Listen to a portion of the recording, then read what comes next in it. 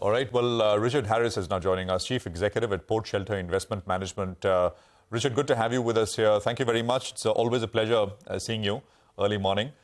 How are things looking to you, Richard? Many are calling for a bit of a turn now, especially in the US after the very strong run that we've had. Here in India, I'm not sure whether the market rally in the US has really helped us at the margin. Maybe it's not hurt us because the market here has been at record highs, perhaps the first big market to be at new all-time highs, that has been India this year.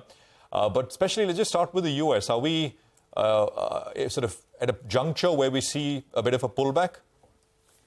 Well, that's interesting. It's not a particularly technical analysis, but if you see what happened last year, 2022, basically January the 2nd, beginning of the quarter, we had a big pullback in global markets that carried on till pretty well the beginning of October, beginning of fourth quarter last year. We've now had a 9-month bull market on global markets, culminating in a bit of a shoot off, almost a real bull market caused by what I'm calling the AI bubble. And you can see that also in the Indian index too, that maybe in the last month or so, markets have actually appreciated quite substantially. So I said it's not particularly sophisticated analysis, but the question must remain that did the end of June form a point for a reversal? And of course, markets have been a bit sluggish since then. Or do we have to wait till September? But it certainly looks as if these quarterly ends are proving to be quite important, even though they're psychological in terms of seeing market reversals.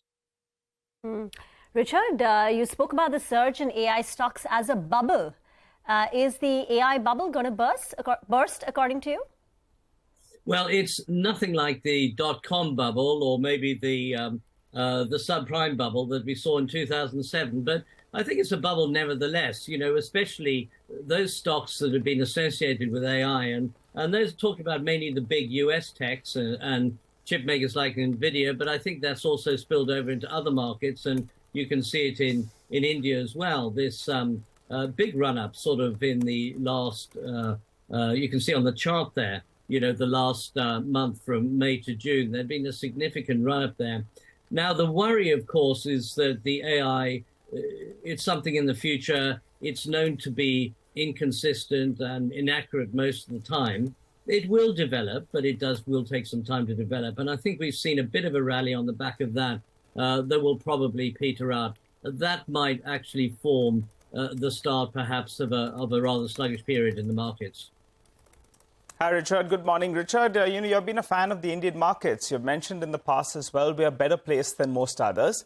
But now we're closer around 20 times, on a forward earnings basis.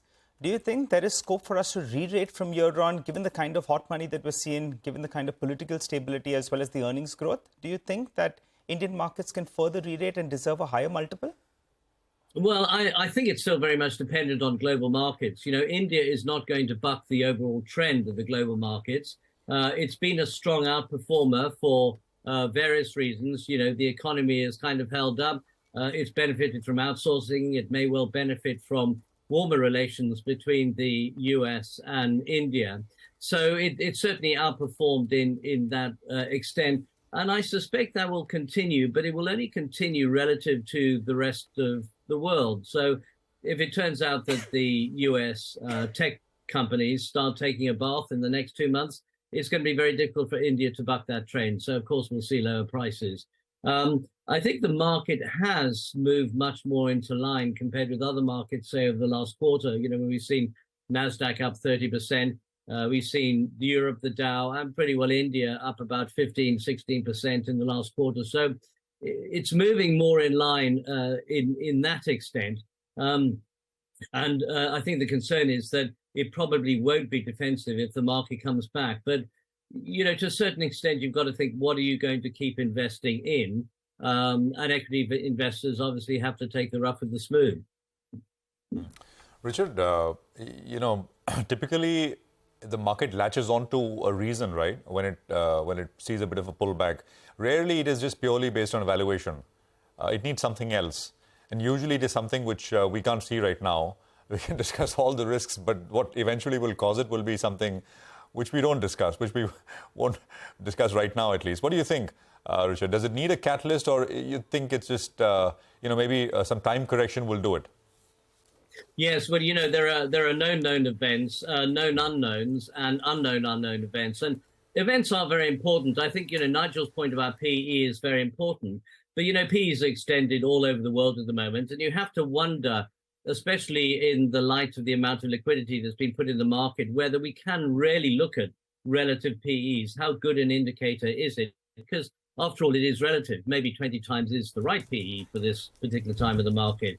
I've been looking a lot at narratives recently in connection with my PhD. I've been looking at a lot of events and what they may happen. And I think that, what we're seeing with a very recent narrative, and I'm talking about over the last 2 or 3 days, is we have seen concern about PMI weakness in China. We have seen concern about services levels coming off, about service slightly weakening in the US and in Europe. That is a concern because obviously high interest rates eventually are going to bite. High inflation is eventually going to hit the bottom line of some companies, and that may well lead to unemployment and recession.